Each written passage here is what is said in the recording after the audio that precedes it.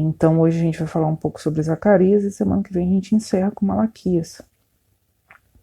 Zacarias é um livro um pouquinho mais comprido, né, do que a gente vinha vendo. Bom dia, Beth. Deu certinho mesmo. O livro de Zacarias é um pouquinho mais comprido do que a gente vinha vendo nesses últimos livros, nessas últimas lives, porque ele tem 14 capítulos e a gente estava acostumado já a ver livros de... Bom dia, Raquel. Livros de 2 capítulos, 3, né? Então Zacarias acrescenta um pouco de leitura pra gente com 14 capítulos. Ele foi escrito depois da invasão da Assíria e da Babilônia, e ele foi escrito para o povo que estava voltando do exílio. Então ele foi escrito em 520 a.C., ele foi escrito em Jerusalém e o alvo eram os judeus que retornaram do exílio. Só para a gente relembrar, quando os judeus vão para... Qual que é mais fácil? Quando os judeus vão para o exílio, eles vão como Israel, né, as 10 tribos do norte, e depois vão como as 2 tribos de Judá. Então eles vão separados. Quando eles voltam do exílio, volta só uma nação, a nação dos judeus. Tá? Então eles voltam juntos de novo, eles não fazem a separação mais entre Israel e Judá. Eles voltam como um só povo. Então o Zacarias está falando para esse povo que voltou do exílio. Ele tem 8 visões e ele apresenta um ato simbólico, 2 sermões, sentenças e sentenças escatológicas. Tem alguns autores que falam que esse livro é como se fosse o pequeno apocalipse do Antigo Testamento, porque ele fala de bastante coisa escatológica, de coisas que aconteceriam tanto no final do ministério dele, né, fala de coisas que aconteceriam naquele tempo, mas também representando coisas que acontecerão no final dos tempos, tá? Então Zacarias, ele tem uma introdução, apresenta 8 visões do capítulo 1, 1 dos 6, não, capítulo 1, isso mesmo, versículo 6, ao capítulo 5, se não me engano. Deixa eu ver aqui onde está a última visão dele. A 8ª visão no capítulo 6. Então, do capítulo 1 ao capítulo 6 são 8 visões que ele tem. Essas visões acontecem uma perto da outra, se não me engano, aconteceram na mesma noite. Depois tem um ato simbólico que representa a coroação simbólica de Josué, que era um dos líderes que ajudou na reconstrução do templo, né, que ele é citado em outros livros. Tem 2 sermões nos capítulos 7 e 8, e do 9 ao 14 tem sentenças escatológicas que vão ser ditas no final do ministério de Zacarias. Se Zacarias fosse falado em uma sentença, seria: o profeta exorta o povo ao arrependimento dos pecados e à confiança no futuro prometido por Deus. Então ele exorta o povo a se arrepender dos pecados e confiar em Deus. As visões de Zacarias correspondem umas às outras no estilo bem hebraico. A primeira com a 8ª, a segunda com a 7ª e assim sucessivamente. Teve outro livro, eu não estou lembrando qual, que teve isso também. Que os sonhos, as visões do profeta correspondiam a primeira com a última, a segunda com a penúltima, teve essa correspondência. Aqui acontece isso também. E aí, aqui vai citar as 8 visões dele. E aí, a primeira visão que ele tem uma visão de cavalos e homem na murta. Zacarias 1, de 1 a 17. E aí o significado é: Deus continua cuidando de Jerusalém, mesmo que naquele momento a cidade ainda estivesse desolada. Então a primeira visão que Deus traz a Zacarias é: Deus continua cuidando de Jerusalém, mesmo ela desolada, porque houve a destruição da cidade de Jerusalém, né, antes do povo ser exilado, o povo das tribos de Judá ser exilado, houve a destruição da cidade de Jerusalém, que eles não acreditavam que poderia acontecer, porque eles acreditavam que Deus ia proteger e que Deus não ia permitir que aquela cidade fosse destruída, só que Deus permitiu. Bom dia, irmã.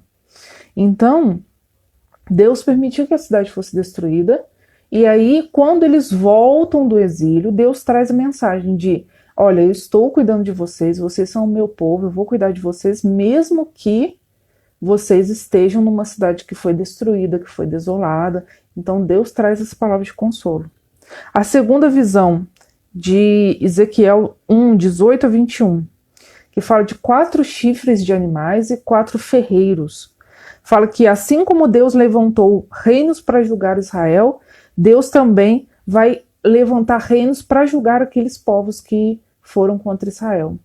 Então Deus fala, olha, assim como eles foram, né, representados pelos chifres dos animais, que eram símbolo de poder, assim como esses animais, com essas nações se levantaram contra vocês, nações poderosas, se levantaram contra vocês e vieram sobre vocês e destruíram a cidade, eu vou levantar, aí fala de 4 ferreiros, né? Eu vou levantar nações para destruir essas nações. Eu vou levantar povos para julgar essas nações que foram contra vocês. Então Deus fala que Deus iria se opor às nações que destruíram Israel. Homem com um cordel de medir, 2, do 1 ao 5, ele vê um homem que vai medir a cidade de Jerusalém. Deus reerguerá Jerusalém e a protegerá pessoalmente. Aqui nessa visão ele fala que a cidade não seria murada, porque Deus ia proteger ele com fogo. Aí, isso nos remete a me chama, gente? Lá no começo da Bíblia. Nos remete ao povo, quando o povo estava saindo do Egito, e Deus estava guiando eles com uma coluna de fogo, né? Nos remete a Êxodo. Deus estava guiando o povo com uma coluna de fogo de noite e uma coluna, uma nuvem de dia, né, para proteger. Então Deus fala que a cidade de Jerusalém não seria murada, não teria muralhas, ela teria o fogo de Deus envolvendo a cidade. Ou seja, Deus está falando o quê? Deus está falando que ele mesmo protegeria Jerusalém. Tá? Na quarta visão, vestes do sumo sacerdote Josué. Ezequiel 3, do 1 ao 10. Vai falar que Deus vai purificar o seu povo e no futuro o purificará completamente por meio do renovo. Ele cita o renovo aqui. Esse renovo ele se referencia a Josué naquele momento, mas ele representa Cristo, tá? Josué foi vamos dizer assim, uma tipificação de Cristo. Então quando ele fala do renovo, ele está representando Josué naquele momento, mas ele está falando de Cristo no futuro, porque Cristo seria o verdadeiro renovo, aquele que traria a purificação final sobre o povo. Tem a visão do candelabro entre 2 oliveiras, Ezequiel 4, do 1 ao 14. Zacarias 4, do 1 ao 14. Ezequiel. Deus fala que iria abençoar os líderes do povo para a importante reconstrução do templo. Deus mostra através dessa visão que os líderes iam precisar da graça de Deus, que eles não conseguiriam fazer aquilo pela força deles e que Deus os enviaria a força necessária, o vigor necessário para reconstruir o templo. Um rolo voante, o Zacarias vê um rolo voando, e Deus fala com ele que Deus amaldiçoaria aqueles que agem contra a sua vontade. Isso está em Zacarias 5, do 1 ao 4. Mulher dentro do efa, acho que é mulher tipo dentro, como se fosse de uma caixa, é um efa mesmo, né? Zacarias 5, do 5 ao 11, e fala que a iniquidade seria eliminada da terra e o povo de Deus devia se afastar da iniquidade, e as 4 carruagens, Zacarias 6, do 1 ao 8. Relacionado à primeira visão, Deus, por meio de seus agentes, julga a terra e o seu espírito se acalma. Então a primeira visão fala que Deus vai cuidar de Jerusalém, mesmo que ela esteja destruída naquele momento, e na última fala que Deus vai, por meio dos seus agentes, julgar a terra. Então, ele traz essas visões, né? E se a gente só lê as visões sem buscar a interpretação, buscar entender o que está acontecendo, a gente fica perdido. Então é isso. Através de cada uma das coisas que Deus foi falando a Zacarias, Deus quis dizer alguma coisa. Deus tinha uma mensagem por trás daquilo. O jejum. É muito interessante porque ele fala algumas coisas aqui do jejum que são importantes e válidas para nós. Algumas lições podem ser tiradas por meio de Zacarias da palavra de Deus acerca do jejum. O jejum não é apenas comiseração e sofrimento, é também celebração e alegria. Vamos abrir comigo, Zacarias 7, versículo 3. Zacarias 7, 3. Vai falar dessa questão do jejum. Zacarias 7, 3 fala assim: perguntaram aos sacerdotes que estavam na casa do Senhor dos Exércitos e aos profetas: continuaremos nós a chorar com jejum no 5º mês, como temos feito por anos? Então ele vem com um negócio de contrição, de choro, né? Mas aí fala que é também um tempo de celebração e alegria. Zacarias 8,19. Assim diz o Senhor dos Exércitos: o jejum do 4º mês, e do 5º, e do 7º, e do 10º serão para a casa de Judá regozijo, alegria e festividades solenes. Amai, pois, a verdade e a paz. Então o jejum ele não é somente motivo de contrição, de você, né? Não é só um momento de meditação, de contrição. É um momento também de alegria, de celebração da vida, de celebração do que Deus tem feito. O jejum deve ser para a glória de Deus. Zacarias 7, dos 5 e 6. Fala a todo o povo dessa terra e aos sacerdotes: quando jejuastes e pranteastes no 5º e no 7º mês durante estes 70 anos, acaso foi para mim que jejuaste, com efeito para mim? Quando comeis e bebeis, não é para vós mesmo que comeis e bebeis? Não ouviste vós a palavra que o Senhor pregou pelo ministério do profeta que nos procederam, quando Jerusalém estava habitada e em paz, com as suas cidades ao redor dela, e o sul e a campina eram habitados? Então, olha aqui, ó. Olha o que Deus fala. Quando vocês jejuaram e prantearam, foi para mim que vocês jejuaram? Foi com efeito para mim? Então Deus está colocando o povo dele em xeque, né? Falando assim, olha, quando vocês choraram, prantearam, jejuaram, foi para mim que vocês fizeram isso ou foi para vocês mesmos, né? Vamos dizer assim. Ou foi para vocês se sentirem bem com vocês mesmos, vocês acharem que estava tudo certo na minha presença, ou foi de fato para me agradar, para me louvar, para me bendizer através do jejum. Então isso aqui é importante. O jejum que a gente deve fazer para a glória de Deus, para que Deus seja glorificado através dele. E o jejum só tem valor se for acompanhado de atos de justiça, bondade e misericórdia. Zacarias 7, do 9 ao 10. Zacarias 7, 9 e 10. Assim falara o Senhor dos Exércitos: executai juízo verdadeiro, mostrai bondade e misericórdia cada um com seu irmão. Não oprimas a viúva, nem o órfão, nem o estrangeiro, nem o pobre, nem intente cada um em seu coração o mal contra o seu próximo.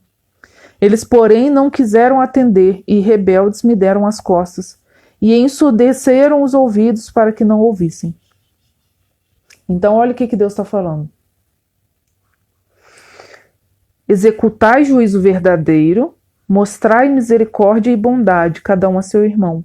Não oprimais a viúva, nem o órfão, nem o estrangeiro, nem o pobre, nem intente cada um mal no seu coração contra o próximo.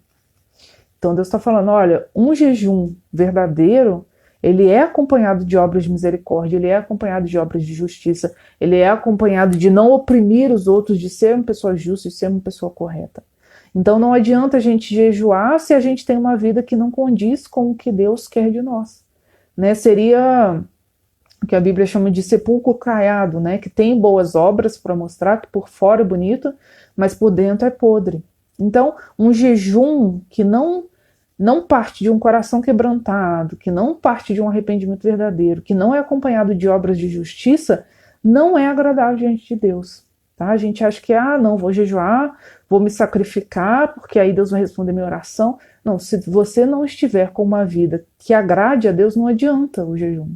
Ele não vai ser agradável diante de Deus, a menos que você tenha uma vida de boas obras, uma vida de arrependimento, uma vida que mostre um viver cristão, um viver de justiça.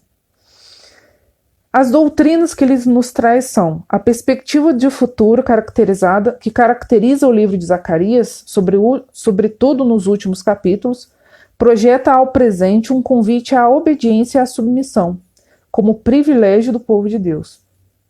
O livro é iniciado como um convite para que o povo se volte a Deus, em um movimento de reconciliação com Deus, o qual também se volta para o seu povo. Tal chamado à obediência que abre o livro leva em conta esse momento chamado,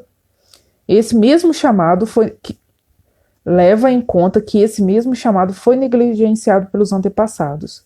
Entretanto, essa negligência não impediu Deus de tratar aquela geração. Então, o que ele está falando aqui? Que o livro começa com Deus chamando o povo ao arrependimento. Vamos ler lá em Zacarias 1:3. Deus fala que o povo deve se arrepender. Zacarias 1:3. Portanto, diz-lhes, assim diz o Senhor dos Exércitos, tornai-vos para mim, diz o Senhor dos Exércitos, e eu me tornarei para vós outros, diz o Senhor dos Exércitos. 1:6 agora. Contudo, as minhas palavras e os meus estatutos, que eu prescrevi aos profetas, meus servos, não alçaram as vossos pais? Sim, estes se arrependeram e disseram, como o Senhor dos Exércitos fez tensão de nos tratar segundo os nossos caminhos e segundo as nossas obras, assim ele nos fez. Então o que está dizendo aqui? Que Deus chama o povo ao arrependimento. E aí Deus fala que os pais, que Deus também já tinha falado aos pais deles sobre arrependimento, e que os pais deles reconheceram e se arrependeram. Sim, estes se arrependeram e disseram, como o Senhor dos Exércitos fez tensão de nos tratar segundo os nossos caminhos e segundo as obras ele nos fez. Ou seja, Deus estava chamando novamente o povo ao arrependimento. Deus já tinha chamado os pais daquela geração ao arrependimento, já tinha tratado com eles, né? Tanto que levou eles ao exílio, exilou eles, levou eles ao cativeiro, ou seja, Deus trouxe arrependimento através daquela ação de exílio, e Deus agora estava falando com o povo que voltou, falou, olha, vocês precisam se arrepender, vocês precisam me reconhecer como Deus na vida de vocês, porque olha o que aconteceu com o pai de vocês, eles se arrependeram, mas olha o que eles tiveram que sofrer, né? E aí fala assim, quando Deus quis tratar com eles, Deus tratou. O que Deus quis fazer com eles, Deus fez. Ou seja, Deus trouxe arrependimento através do exílio, através de enviar eles às outras nações. E Deus estava dando a oportunidade do povo que tinha voltado do exílio de se arrepender, de reconstruir o relacionamento com Deus, de restaurar a união com Deus. A obediência e a submissão no livro de Zacarias são apresentados como relação entre Deus e o seu povo. Então aqui em Zacarias sempre é apresentada uma relação de obediência e submissão do povo de Deus para com Deus. Deus cuida de seu povo e o beneficia, e este deve responder de forma adequada, submetendo-se aos estatutos do Senhor. Né? Então Deus fala, olha, eu abençoo vocês, eu sou com vocês, eu sou seu Deus, vocês são meu povo, mas vocês têm que se submeter a mim. Vocês precisam me obedecer. Assim, a promessa de Deus acerca da purificação do povo traz essa responsabilidade de obedecer. Vamos lá ler Zacarias 3, do 4 ao 7. Zacarias 3, do 4 ao 7. Tomou este a palavra e disse aos que estavam diante dele, tirai-lhes a veste suja. Isso daqui é uma visão que ele está tendo, tá? A Josué disse, eis que tenho feito que passe de ti a tua iniquidade e te vestirei de finos trajes. E disse eu, ponham-lhe um turbante limpo sobre a cabeça. Puseram-lhe, pois, sobre a cabeça um turbante limpo e o vestiram com trajes próprios. E o anjo do Senhor estava ali. Protestou a Josué e disse, assim diz o Senhor dos Exércitos, se andares nos meus caminhos e observares os meus preceitos, também tu julgarás a minha casa e guardarás os meus átrios, e te darei livre acesso entre estes que aqui se encontram. Então aqui ele estava tendo uma visão de Deus consagrando Josué, de Deus purificando as vestes de Josué como sumo sacerdote. Olha o que Deus fala aqui no versículo 7. Se andares nos meus caminhos e observares os meus preceitos, também tu julgarás a minha casa e guardarás os meus átrios e te darei livre acesso entre estes que aqui se encontram. Então Deus fala da necessidade da purificação daquele que lideraria o povo também. Não só do povo, mas também daquele que era líder do povo. Então Deus fala dessa necessidade de purificação, na necessidade de se submeter, de buscar a Deus, de fazer a vontade de Deus. Uma vez que essa é uma relação de mutualidade, a negligência e a desobediência do povo, ao não ouvir as palavras do Senhor, resultaram no mal contra o povo, pois Deus também não ouviu o clamor dele. Vamos ler capítulo 7 de Zacarias, dos versículos 8 ao 14. Capítulo 7, versículo 8 ao 14. A palavra do Senhor veio a Zacarias dizendo: Assim falara o Senhor dos Exércitos: executai juízo verdadeiro, mostrai bondade e misericórdia cada um a seu irmão, não oprimais a viúva, nem o órfão, nem o estrangeiro, nem o pobre, nem intente cada um no seu coração o mal contra o seu próximo. Eles, porém, não quiseram atender, e rebeldes me deram as costas, e ensurdeceram os ouvidos para que não ouvissem. Está falando do povo de Israel, que foi rebelde a Deus. Sim, fizeram do seu coração duro como diamante, para que não ouvissem a lei nem as palavras que o Senhor dos Exércitos enviara pelo seu Espírito mediante os profetas que nos procederam. Daí veio a grande ira do Senhor dos Exércitos. Visto que eu clamei e eles não me ouviram, eles também clamaram e eu não os ouvi, diz o Senhor dos Exércitos. Espalhei-os como um turbilhão por entre todas as nações que eles não conheceram. A terra foi assolada atrás dele, de sorte que ninguém passava por ela nem voltava, porque da terra desejavam, fizeram uma desolação. Então está falando aqui. O povo desobedeceu, o povo foi infiel a Deus. E o que Deus fez? Deus falou: agora vocês vão ter a lição de vocês. Agora, quando vocês me clamarem, eu não vou ouvir, porque vocês foram rebeldes e desobedientes. E a consequência disso foi eles serem tirados da terra dele, Jerusalém ser destruída, eles foram para o exílio. Então, a causa disso foi a desobediência, foi a rebeldia do povo diante de Deus.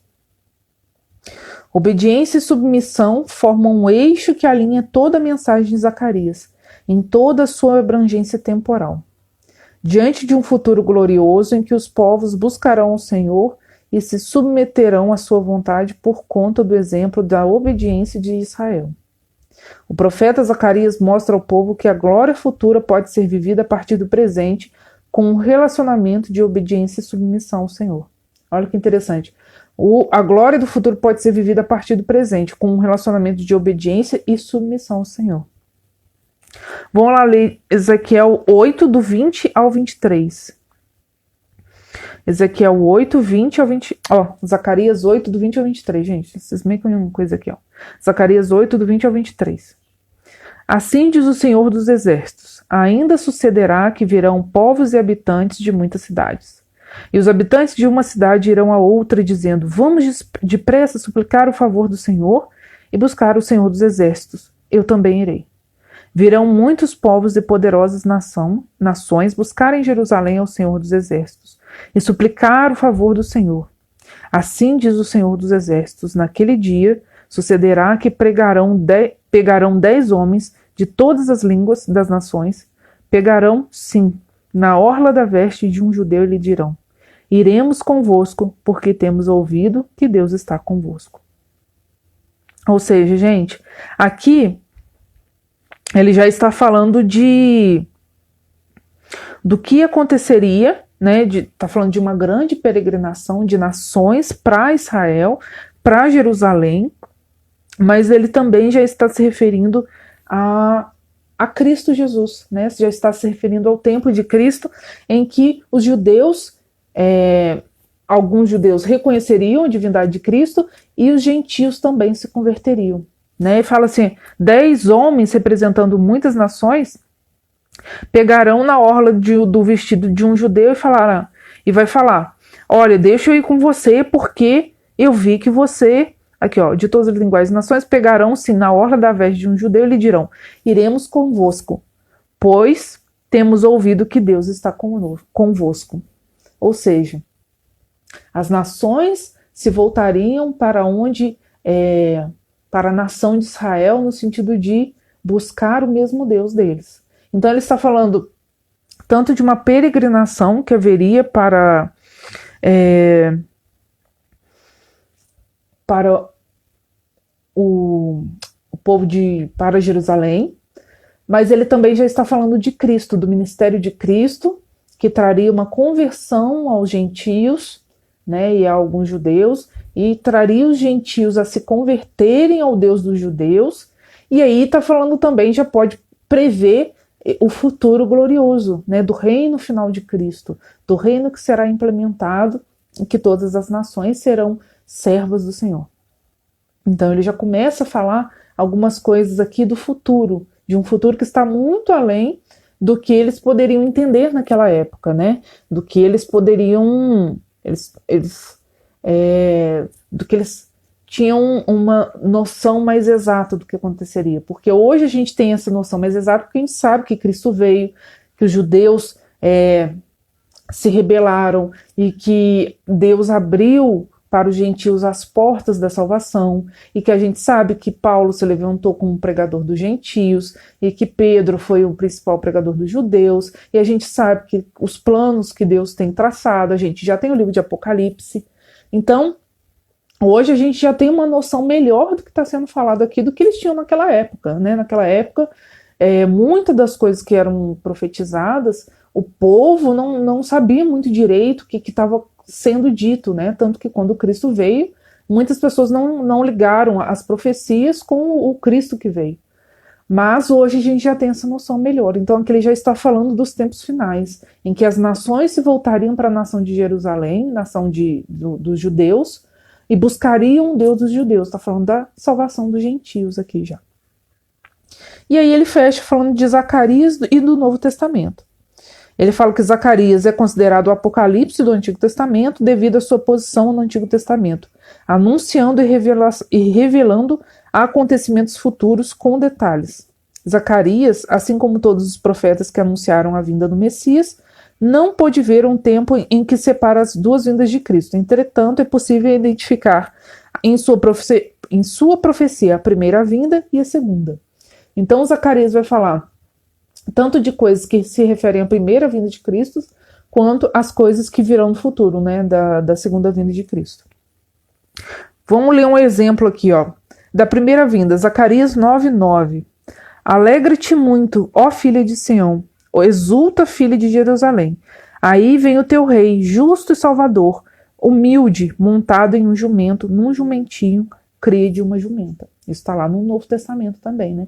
Essa profecia se cumpriu lá em Jerusalém, quando Cristo, montado no jumento, entrou na cidade de Jerusalém, nas festas de celebração.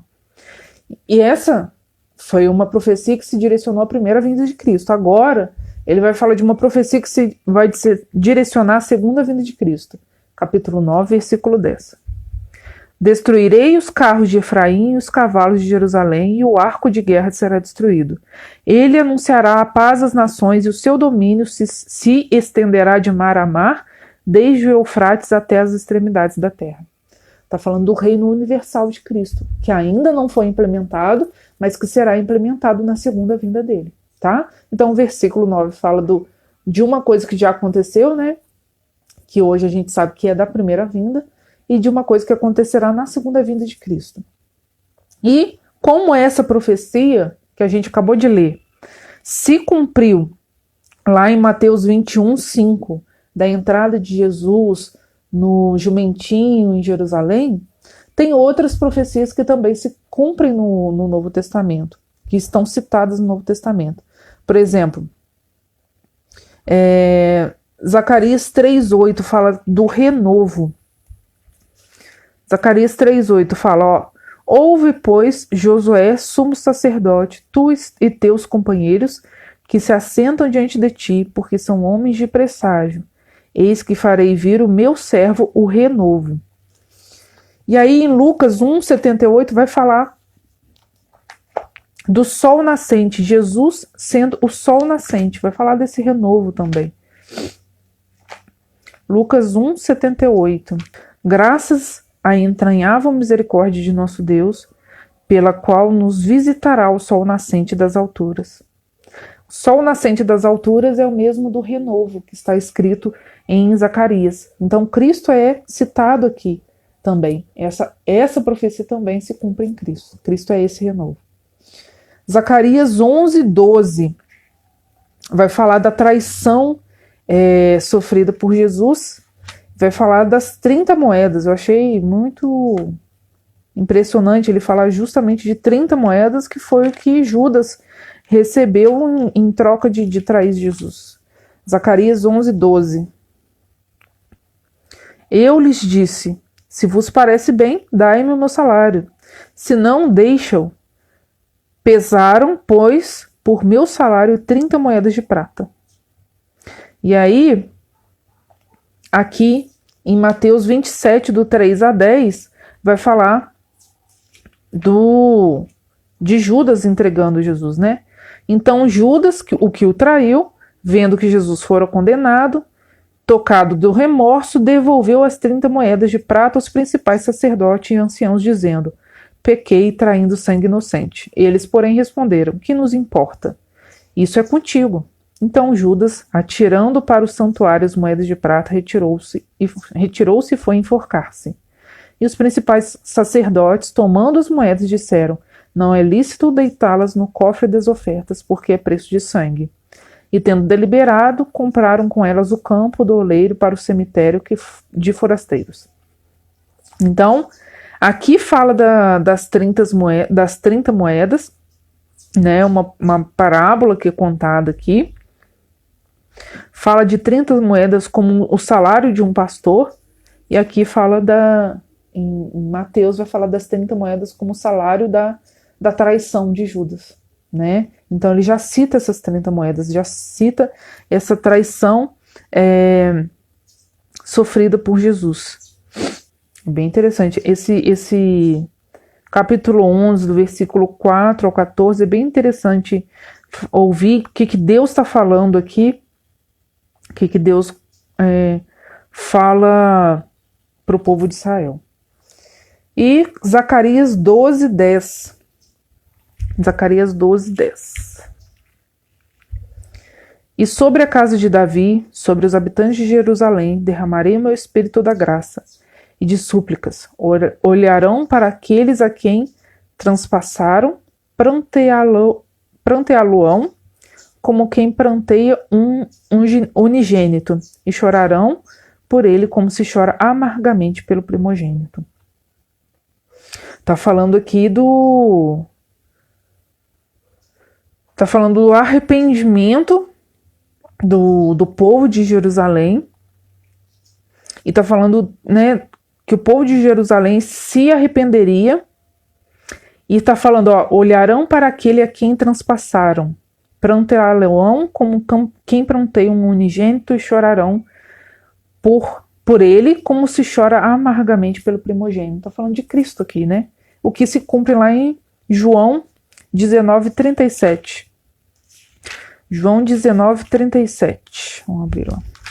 João 19:37. E outra vez diz a Escritura, eles verão aquele a quem transpassaram. Então, Zacarias já fala, olha, vocês vão transpassar Jesus, mas vocês vão se arrepender, vocês vão chorar, vocês vão prantear. E realmente muitos reconheceram que aquele era realmente o Filho de Deus, né? Muitos judeus se converteram e muitos judeus se arrependeram daquilo que fizeram contra o Messias. Então é muito interessante esse livro, porque ele nos traz várias imagens, símbolos de Cristo, né? Ele nos traz várias mensagens a respeito do Messias. E é interessante que esse livro tenha sido, que ele seja o penúltimo dos livros do Antigo Testamento, e porque ele fala de uma série de questões escatológicas, uma série de questões de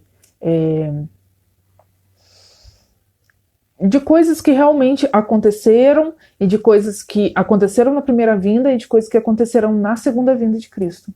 Então esse livro é bem interessante nesse sentido, né? Então ele encerra falando da questão da obediência, da submissão, traz todas essas visões escatológicas. Ele é um livro importante, ele é um livro que fala muito de Cristo, tem muita relação com Cristo, então é um livro que nós devemos ficar atentos, né? Nós devemos realmente nos atentar a esse livro e ver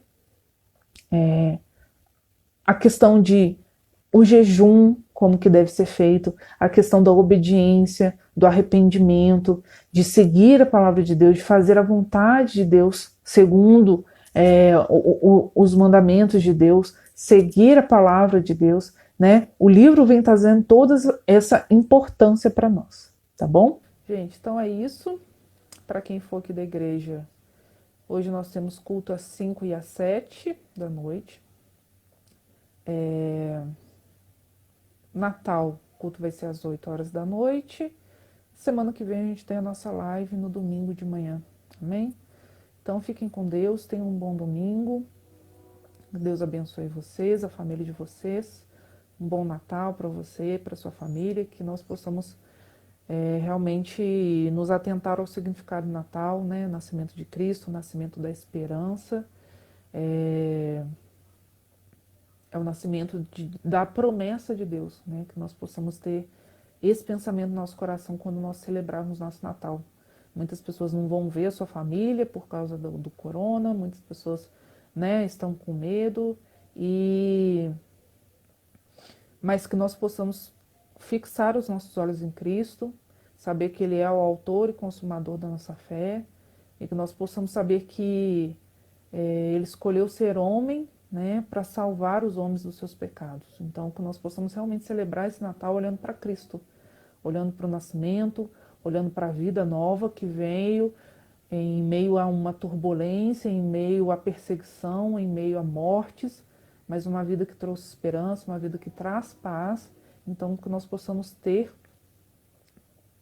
nossos olhos voltados para Cristo.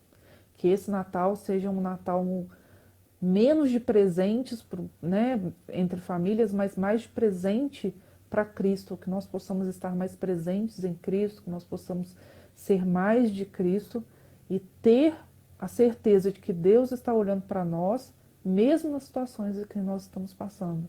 E de que a promessa de que Deus fez lá em Zacarias, que viria aquele que entraria montado num jumentinho, ele veio, ele nasceu, e ele cresceu, e ele foi um homem, e ele morreu pelos nossos pecados, ele ressuscitou, e ele está de portas abertas para nós nos arrependermos, para nós nos voltarmos a ele. Né? Esse é o significado do Natal, é o nascimento da esperança, é o nascimento da vida. Então, que esse significado esteja em nós, né? Que Deus tire de nós esse mundanismo que nos faz olhar para tantas coisas e olhar pouco para Cristo, que nós possamos ter os nossos olhos voltados para Cristo, né? Então é isso, eu deixo essa mensagem final, que nós possamos olhar realmente para Cristo. E semana que vem, se Deus quiser, a gente encerra o Antigo Testamento, 9 horas da manhã, aqui nesse endereço né, do Instagram. E quem não assistiu, quem quer assistir as aulas, tem todas as aulas desde julho até agora no nosso IGTV, dessa página que você está assistindo essa live, tá bom? Fiquem com Deus, bom domingo para vocês, vejo vocês no culto, se Deus quiser. Tchauzinho, gente, bom dia.